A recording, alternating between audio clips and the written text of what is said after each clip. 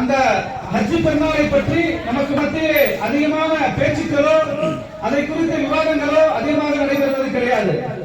ஏதோ ஹஜ் பெருநாள் வந்தது என்று சொன்னால் ஆடுகளை மாடுகளை வாங்கி அதை குர்பானி கொடுத்து அதை அறுத்து பலியிட்டு அன்றைய தினம் அதை ஏழை மக்களுக்கு கொடுத்து நாமும் சாப்பிட வேண்டும் என்றதோடு இந்த ஹஜ் பெருநாள் நம்மை விட்டு விடைபெற்று சென்று விடுகின்றது. ஆனால் இஸ்லாமிய மார்க்கம் என்பது அது சொல்லக்கூடிய ஒவ்வொரு காரியங்களையும் ஒவ்வொரு கிருகைகளையும் அதை வெறுமனே சடங்காக சம்பிரதாயமாக முன்னோர்கள் செய்து கொண்டிருந்தார்கள், அதனால் நாங்களும் செய்து கொண்டிருக்கின்றோம் என்ற அடிப்படையில் இஸ்லாமிய மார்க்கம் எந்த விதமான கிரிகைகளும் நமக்கு கடமையாக்கவில்லை.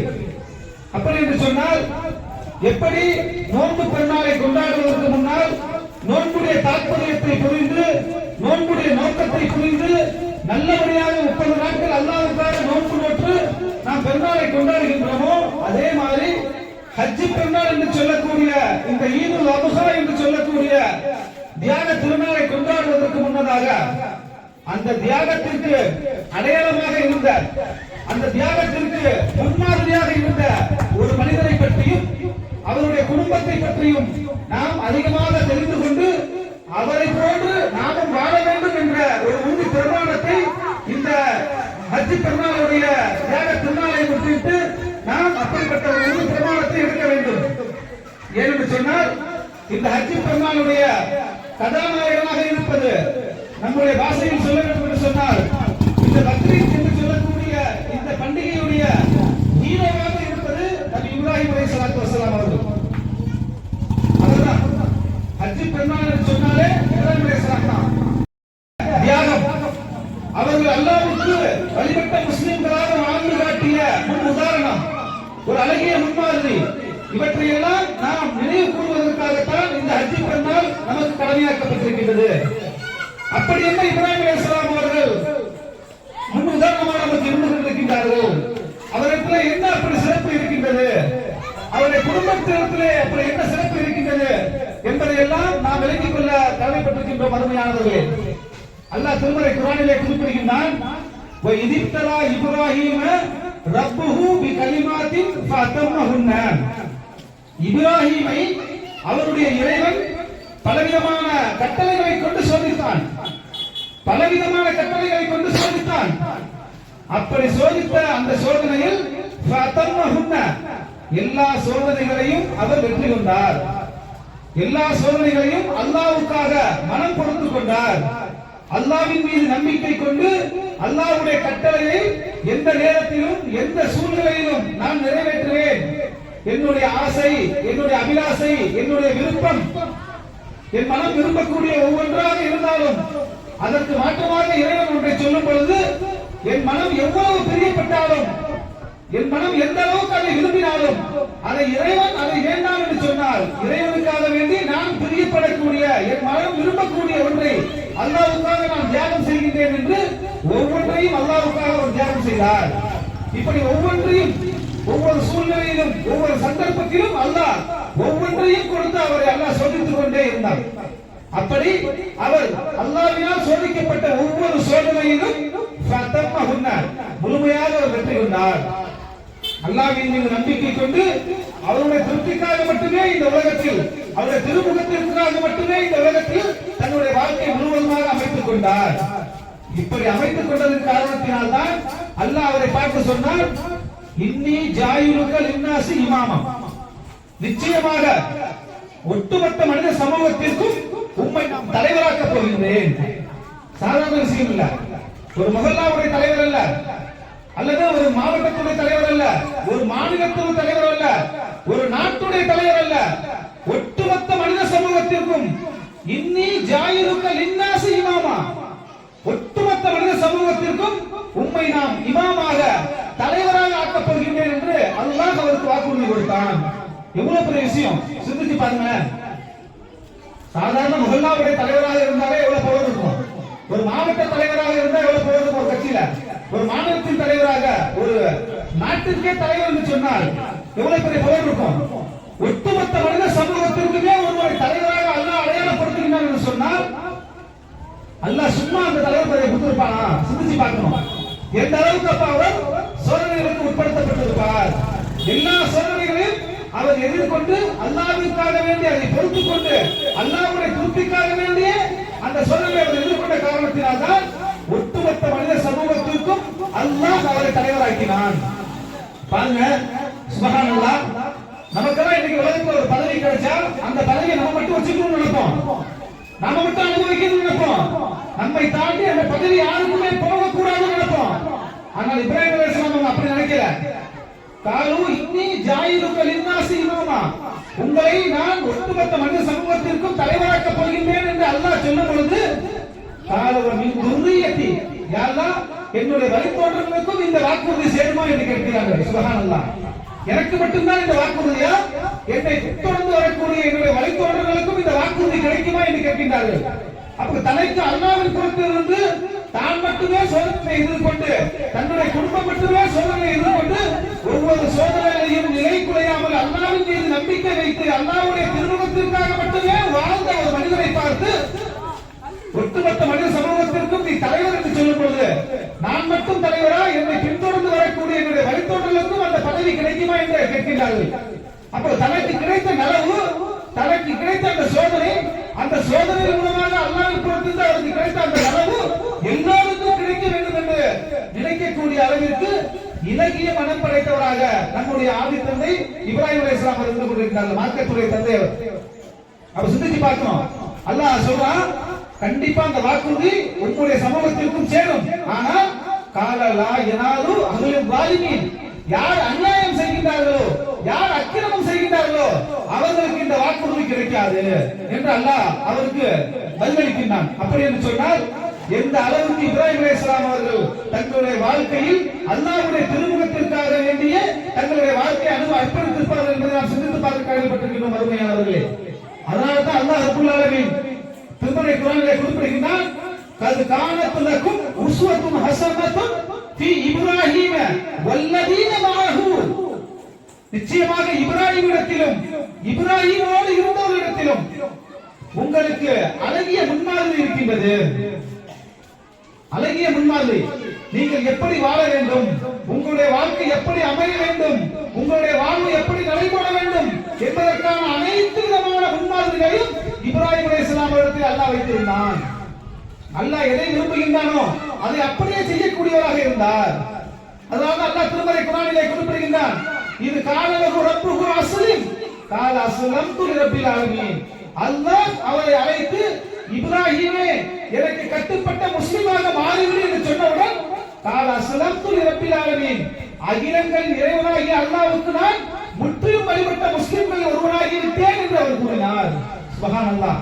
அல்லாஹ்வுடைய திருப்தி, அல்லாஹ்வுடைய ரிலா, அல்லாஹ்வுடைய கட்டளை, அல்லாஹ் சொல்லக்கூடிய ஒவ்வொன்றையும் அடிபிசகாமல் அப்படியே நடக்கக்கூடியவராக இப்ராஹிம் அலைஹிஸ்ஸலாம் அவர்கள் இருந்தார்கள். அதனால்தான் அல்லாஹ் சொல்கிறார், நீங்கள் பின்பற்றுவதற்கான அழகிய முன்மாதிரி இப்ராஹிம் இடத்திலும் இருக்கின்றது, அவரோடு இருந்தவர்களுக்கும் இருந்து கொண்டிருக்கின்றது. அப்படி என்று சொன்னால் நாம் இப்ராஹிம் அலைஹிஸ்ஸலாம் அவர்களை நம்முடைய வாழ்க்கையில் அச்சு பிசகாமல் ஒவ்வொரு அடியிலும், ஒவ்வொரு நடையிலும், ஒவ்வொரு சூழ்நிலையிலும், ஒரு சந்தர்ப்பத்திலும் அவரை நாம் அச்சு பிசகாமல் அப்படியே அவரை பின்பற்றி நாம் வாழ வேண்டும். அப்படிப்பட்ட ஒரு அழகிய முன்மாதிரியை இப்ராஹிம் அலைஹிஸ்ஸலாம் அவர்களிடத்திலே அல்லாஹ் வைத்திருந்தான். அப்படிப்பட்ட ஒரு அழகிய முன்மாதிரிக்கு சொந்தக்காரராக இப்ராஹிம் அலைஹிஸ்ஸலாம் அவர்கள் இருந்தார்கள். அவருடைய குடும்பம் இருந்தது என்று சொன்னால் அவருடைய வாழ்க்கையை, அவருடைய குடும்பத்துடைய வாழ்க்கையை, அவருடைய வரலாற்றை, அவருடைய தியாகங்களை நாம் ஒவ்வொரு வருடமும் நினைவு கூறி அதன் மூலமாக நாமும் அல்லாஹ்வுக்காக எப்படிப்பட்ட தியாகத்தை செய்ய முன்வருவோம் என்பதற்கான ஒரு சாட்சியாகத்தான் ஒரு பலி பிராணியை அல்லாஹ்வுக்காக வேண்டி நாம் ஒரு ஆட்டையோ ஒரு மாட்டையோ அல்லது ஒரு ஒட்டகத்தையோ குர்பானி கொடுத்து அல்லாஹ்வுக்காக நான் எதையும் தியாகம் செய்வேன் என்று சொல்லக்கூடிய ஒரு நிலைப்பாட்டை, ஒரு மனோநிலையை, ஒரு மனோதிடத்தை, ஒரு மன உறுதியை நமக்கு நாமே ஏற்படுத்திக் கொள்வதற்காகத்தான் அந்த நாளிலே அறுத்து பலியிடக்கூடிய ஒரு கிருகையை அல்லாஹ் ரப்பல் ஆலமீன் நமக்கு கடமையாக்கி இருக்கின்றான். ஏதோ ஆடு வாங்கணும், மாடு வாங்கணும், ஒட்டகத்தை வாங்கணும், என்னுடைய ஆடு தான் பெருசா இருந்துச்சு, என்னுடைய ஆடு தான் அதிக முடியோட இருந்துச்சு, பெரிய கொம்போட இருந்துச்சு, இதையெல்லாம் அல்லாஹ் பார்க்க மாட்டான். எவ்வளவு பெரிய ஆடு கொடுத்தோம், அந்த ஆட்டுல எவ்வளவு ரோமம் இருந்தது, எவ்வளவு பெரிய கொம்பு இருந்தது, எவ்வளவு பிரம்மாண்டமாக இருந்தது, இதையெல்லாம் அல்லாஹ் பார்க்கவே மாட்டான். ஆனால் இதை தாண்டி அல்லாஹ் பார்க்கக்கூடிய ஒன்றே ஒன்று, நீங்கள் இப்ராஹிம் அலைஹிஸ்ஸலாம் அவர்களை போன்று அல்லாஹ்வுக்காக தியாகம் செய்வேன் என்று சொல்லக்கூடிய மனநிலையை, மன உறுதியை நீங்கள் உங்களுடைய உள்ளத்திலே ஏந்தியவராக அந்த ஆட்டை, அந்த மாட்டை, அந்த ஒட்டகத்தை நீங்கள் அறுத்தீர்கள் சொன்னால் அது அல்லாஹ்விடத்திலே வந்து சேரும். நாம் சாப்பிடக்கூடிய அந்த மாமிசமோ அல்லது அதிலிருந்து வரக்கூடிய ரத்தமோ அல்லாஹ்வை சென்றடையாது. மாறாக அல்லாஹ்வை சென்றடையக்கூடியது இப்ராஹிம் அலைஹிஸ்ஸலாம் அவர்கள் எந்த மனநிலையில் இருந்தார்களோ அப்படிப்பட்ட மனநிலையோடு, மன ஓர்மையோடு அல்லாஹ்வை பயந்தவராக யார் அறுக்கின்றார்களோ அவருடைய குர்பானி தான் ஏற்றுக்கொள்ளப்படும் என்று அல்லாஹ் திருமறை குர்ஆனிலே குறிப்பிடுகிறான். அப்படி என்று சொன்னால் எந்த அளவுக்கு இப்ராஹிம் அலைஹிஸ்ஸலாம் அவர்கள் நாம் பின்பற்ற வேண்டும், எந்த அளவுக்கு நாம் இப்ராஹிம் அலைஹிஸ்ஸலாமுடைய குடும்பத்தை நாம் பின்பற்ற வேண்டும், சிந்தித்து பாருங்கள். சொல்வதற்கு நிறைய செய்திகள் இருக்கின்றது, நிறைய செய்திகள் இருக்கின்றது. இப்ராஹிம் அலைஹிஸ்ஸலாம் அவர்களுடைய இளமை பருவம் சுப்ஹானல்லாஹ் எப்படி இருந்தது, எப்படி இருந்தது? அன்றைக்கு உலகத்தையே ஆண்டு கொண்டிருந்த ஒரு மன்னன், சாதாரண மன்னன் அல்ல, ஒட்டுமொத்த உலகத்தையும் ஆண்டு கொண்டிருந்த ஒரு மன்னன், நம்ரூத் என்று சொல்லக்கூடியவன். அவன் இறைவனுக்கு இணை கற்பிக்கக்கூடியவன், ஷிர்கிலே இருக்கக்கூடியவன், குஃப்ரிலே இருக்கக்கூடியவன். ஆனால் இப்ராஹிம் அலைஹிஸ்ஸலாம் அவர்கள் எப்படிப்பட்டவராக இருந்து கொண்டிருக்கிறார் பாருங்க.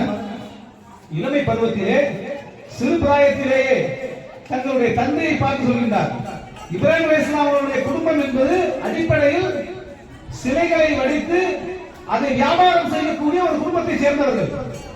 மனித கரங்களால் சிலைகளை செய்து அந்த சிலைகளை வியாபாரம் செய்து அதன் மூலமாக வருமானம் ஈட்டி அதன் மூலமாக குடும்பத்தை நடத்தக்கூடியவர்கள் இப்ராஹிம் அலைஹிஸ்ஸலாம் குடும்பம். அவருடைய தந்தை ஆசர் அவர்கள் தந்தை இடத்திலே சொல்கிறார், என் அருமை தந்தையே, நம்மை பார்க்காத, நாம் சொல்வதை கேட்காத இந்த சிலைகள் எப்படி நமக்கு கடவுளாக இருக்க முடியும் என்று கேட்கிறார். எவ்வளவோ இப்ராஹிம் அலைஹிஸ்ஸலாம் தந்தை இப்ராஹிம் அலைஹிஸ்ஸலாம் அவர்களிடத்திலே எடுத்து சொல்கிறார்கள். ஆனால் இப்ராஹிம் அலைஹிஸ்ஸலாம் அவர்கள் தன்னுடைய தந்தை இடத்திலே மிக கனிவாக, மிக பரிவாக, மிக கண்ணியமாக, அன்பாக தந்தை இடத்திலே ஒவ்வொன்றையும் எடுத்து சொல்கிறார். நம்மை படைத்த இறைவன் ஒருவனாக இருக்கும் பொழுது எப்படி இந்த சிலைகள் நமக்கு கடவுளாக இருக்க முடியும் என்று ஒரு கட்டத்திலே இப்ராஹிம் அலைஹிஸ்ஸலாம் அவருடைய தந்தை அவரை பார்த்து சொல்கின்றார், நீ இந்த விஷயத்தை விடவில்லை என்று சொன்னால் உன்னை கல்லால் அடித்து கொன்று விடுவேன் என்று இப்ராஹிம் அலைஹிஸ்ஸலாம் அவர்கள் விரட்டி விடுறாங்க. அப்ப தந்தை இடத்திலே தாவா செய்கின்றார்கள் சிறு பிராயத்திலேயே. எந்த அளவுக்கு சொன்னால் சுப்ஹானல்லாஹ், நபி இப்ராஹிம் அலைஹிஸ்ஸலாம் அவர்கள் சந்திரனை பார்க்கின்றார்கள், நட்சத்திரங்களை பார்க்கின்றார்கள், சூரியனை பார்க்கின்றார்கள். இவையெல்லாம் என்னுடைய இறைவனாக இருக்குமா என்று சிந்திக்கின்றார்கள். ஆனால் மறையக்கூடிய ஒன்று எப்படி இறைவனாக இருக்க முடியும் என்று அவர் அதற்கு பதில் சொல்கின்றார்கள் ஒரு கட்டத்திலே. இதையெல்லாம் தாண்டி கடைசியாக நம்மை படைத்த இறைவன் ஒருவன் தான், ஒருவன் மட்டும்தான் என்று சொல்லக்கூடிய அந்த கலிமத்து தய்யிபா என்று சொல்லக்கூடிய அந்த தௌஹீதை மனதார ஏற்றுக்கொண்டு அதை மக்களுக்கு மத்தியிலே பகிரங்கமாக பிரச்சாரம் செய்யக்கூடியவராக மாறி வருகின்றார்கள். எந்த அளவுக்கு அவர்கள் பிரச்சாரம் செய்கின்றார்கள் சொன்னால், ஊர்ல ஒரு திருவிழா நடக்குது, நம்ம கேள்விப்பட்டிருப்போம்.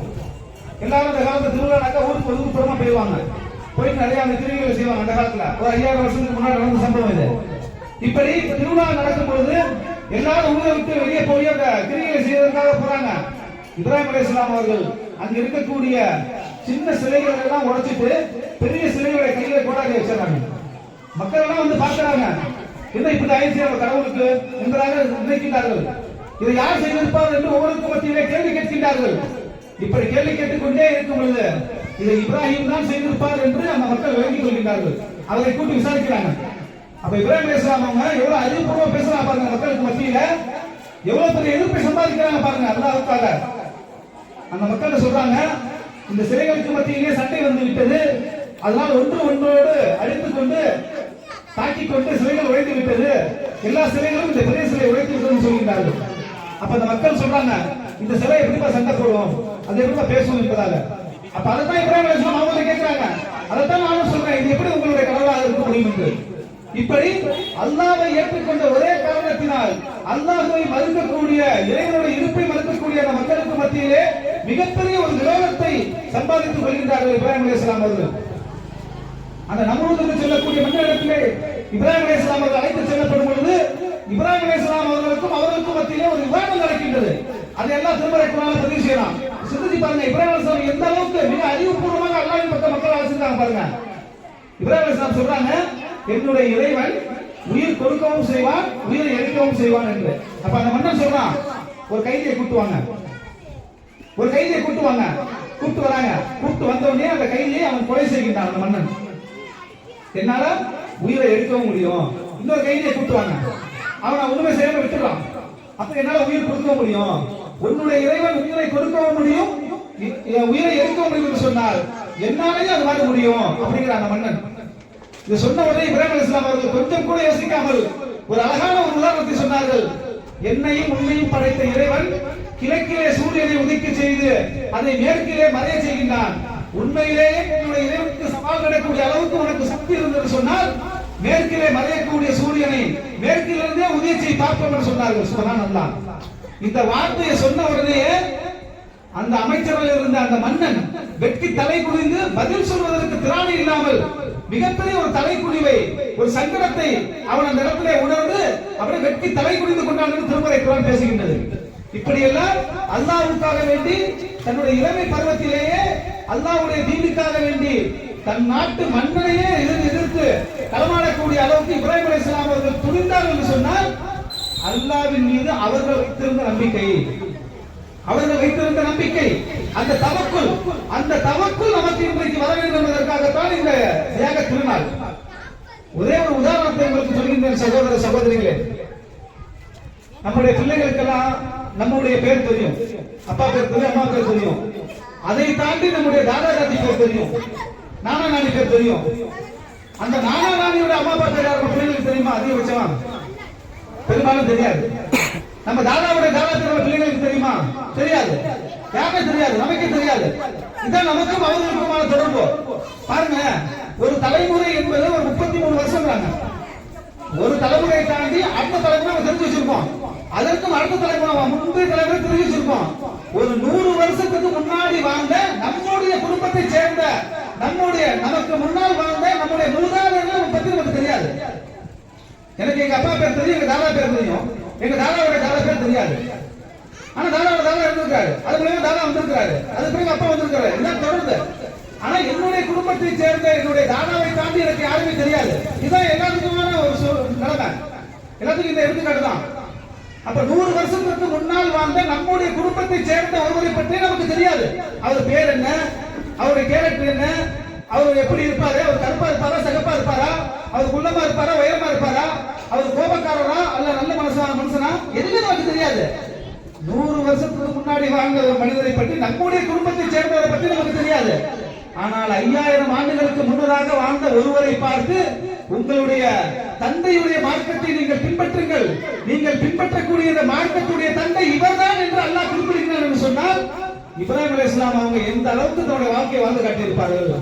அப்ப நமக்கு முன்னால் வாழ்ந்த நம்முடைய தாதா தாதிக்கு முன்னால் வாழ்ந்தவர்கள் வாழ்ந்த வாழ்க்கையை விட அவர்களுக்கு இப்ராஹிம் அலைஹிஸ்ஸலாம் யாரும் தெரியும், அவங்களோட சிறந்த வாழ்க்கை இப்ராஹிம் அலைஹிஸ்ஸலாம் வாழ்ந்துட்டாங்க. அப்ப நமக்கும் இப்ராஹிம் அலைஹிஸ்ஸலாம் யாரும் தெரியும், நம்ம யாருமே தெரியாத நம்முடைய தாதாவுடைய தாதாவுக்கு இப்ராஹிம் அலைஹிஸ்ஸலாம் யாரும் தெரியும். இதுதான் உதாரணம், மிகச்சிறந்த உதாரணம். அப்ப ஒட்டுமொத்த மனித சமூகத்திற்குமே இந்த மார்க்கத்துடைய தந்தை என்று இப்ராஹிம் அலைஹிஸ்ஸலாம் அவர்கள் அடையாளப்படுத்தப்பட்டிருக்கிறார் என்று சொன்னால் இப்ராஹிம் அலைஹிஸ்ஸலாம் அவர்கள் வாழ்ந்தது 100 வருஷத்துக்கு முன்னாடி அல்ல, கிட்டத்தட்ட 5000 ஆண்டுகளுக்கு முன்னதாக. ஒரு குறிப்பிட்டு சொல்ல வேண்டும் என்று சொன்னார். உதாரணத்துக்கு 5000 ஆண்டுகளுக்கு முன்னால் வாழ்ந்த ஒரு மனிதரை பற்றி இன்றைக்கு திருமறை குர்ஆனின் மூலமாக நீங்களும் நானும் தெரிந்து வைத்திருக்கின்றோம் என்று சொன்னால், நீங்களும் நானும் தெரிந்து வைத்திருக்காத நம்முடைய முன்னோர்கள் தெரிந்து வைத்திருக்கிறார்கள் என்று சொன்னால் அந்த இப்ராஹிம் அலைஹிஸ்ஸலாம் அவர்கள் எந்த அளவுக்கு முன்மாதிரியா என்று சிந்திச்சு பாருங்க. அப்படிப்பட்ட இப்ராஹிம் அலைஹிஸ்ஸலாம் அவருடைய வாழ்க்கையை நாம் நம்முடைய ஒவ்வொரு வாழ்க்கையுடைய தருணத்திலும் நினைவு கூர்ந்து அவருடைய தியாகத்தை நாம் நினைவு கூர்ந்து அவருடைய வாழ்க்கையை போன்று நாமும் வாழ கடமைப்பட்டிருக்கின்றோம். அவரை போன்று அவருடைய குடும்பத்தை போன்று, அவருடைய குடும்பம் என்று சொன்னால் அவருடைய மனைவி ஹாஜர் அலைஹிஸ்ஸலாம் அவர்கள், அவருடைய பிள்ளைகள் இஸ்மாயில் அலைஹிஸ்ஸலாம் அவர்கள், இஸ்ஹாக் அலைஹிஸ்ஸலாம் அவர்கள், இப்படி அவரை பற்றியும் அவருடைய குடும்பத்தை பற்றியும் அவரோடு இருந்தவர்களை பற்றியும் நாம் தெளிவாக தெரிந்து கொண்டு நன்கு உணர்ந்து கொண்டு அவர்களை போன்றே நம்முடைய வாழ்க்கையை கொள்ளக்கூடிய, அவர்கள் எப்படி நம்முடைய வாழ்க்கையை அல்லாஹ்வுக்காக வாழ பணிந்து கொண்டார்களோ, வாழ பழக்கிக் கொண்டார்களோ, அது போன்று நாமும் வாழ பழகிக் கொள்ள வேண்டும். அதற்கான ஒரு முன் உதாரணமாக இருக்கக்கூடிய அவர்களை நினைவு கூறுவதற்காகத்தான் இந்த ஹஜ் பெருநாள் நம்மை நோக்கி வர இருக்கின்றது. அதனால்தான் இப்ராஹிம் அலைஹிஸ்ஸலாம் அவர்களையும் அவருடைய குடும்பத்தாரை நினைவுகூரும் வண்ணமாக நமது மொஹல்லா முழுவதும் இன்ஷா அல்லாஹ் இன்னும் 15 நாட்களுக்கு திருமணி பிரச்சாரங்கள், ஆட்டோ பேனர்கள் ஒட்டுவது, வீடுகளிலே இப்ராஹிம் அலைஹிஸ்ஸலாம் அவர்கள் செய்த துஆக்களை குறித்த ஸ்டிக்கர்களை ஒட்டுவது, அதைத் தொடர்ந்து இளைஞர்கள் சந்திப்பு நடத்தி இப்ராஹிம் அலைஹிஸ்ஸலாம் அவர்கள் இளைஞர் பருவத்திலே எப்படி இருந்தார் என்று எடுத்துச் சொல்லி இப்ராஹிம் அலைஹிஸ்ஸலாம் வரலாற்றை இளைஞர்களுக்கு புரிய வைப்பது, குடும்ப பெண்களுக்கு எப்படி இப்ராஹிம் அலைஹிஸ்ஸலாம் அவருடைய மனைவி அன்னை ஹாஜர் அலைஹிஸ்ஸலாம் அவர்கள் ஒரு சிறந்த மனைவியாக, சிறந்த குடும்ப பெண்மணியாக, அல்லாஹ்வுக்காக வேண்டிய அல்லாஹ்வின் மீது நம்பிக்கை கொண்ட ஒரு சிறந்த பெண்மணியாக வாழ்ந்து காட்டினார்கள் என்பதை குடும்ப பெண்களுக்கு மத்தியிலே எடுத்துச் சொல்வது, அது மட்டுமல்லாமல் மொஹல்லாவில் இருக்கக்கூடிய ஆலிமாக்களுக்கு என்று பிரத்யேகமான அமர்வுகளை நடத்துவது, அதையும் தாண்டி இப்ராஹிம் அலைஹிஸ்ஸலாமுடைய வாழ்க்கை வரலாற்றிலிருந்து 50 விதமான கேள்விகளை, அதாவது வரலாற்றிலிருந்து 50 விதமான கேள்விகளை தயார் செய்து அந்த கேள்விகளுக்கான சரியான பதில் சொல்லக்கூடிய மொஹல்லாவில் இருக்கக்கூடிய மாணவ மாணவிகளுக்கு சிறப்பு பரிசுகளை வழங்குவது என்று இன்ஷா அல்லாஹ் மே 31ஆம் தேதி வரையிலும் இந்த பிரச்சாரம் தொடர்ந்து நடைபெற இருக்கின்றது. நீங்கள் அனைவரும் இந்த பிரச்சாரத்திலே உங்களையும் இணைத்துக் கொண்டு நீங்களும் ஒரு அங்கமாக இப்ராஹிம் அலைஹிஸ்ஸலாம் அவர்களை பற்றி நினைவு கூறக்கூடிய இந்த நல்ல சந்தர்ப்பத்தை நீங்களும் இந்த இதிலே ஒரு அங்கத்தவர்களாக பங்கு கொண்டு உங்களால் முடிந்த ஒத்துழைப்புகளையும் உங்களால் முடிந்த துஆக்களையும் இந்த நிகழ்ச்சி வெற்றி பெற நீங்கள் தர வேண்டும் என்று உங்களிடத்திலே நாங்கள் மனதார கேட்டுக்கொள்கின்றோம். வாஹிரு தாவானா அல்ஹம்துலில்லாஹி ரப்பில் ஆலமீன். அஸ்ஸலாமு அலைக்கும் வரஹ்மத்துல்லாஹி வபரகாத்துஹு.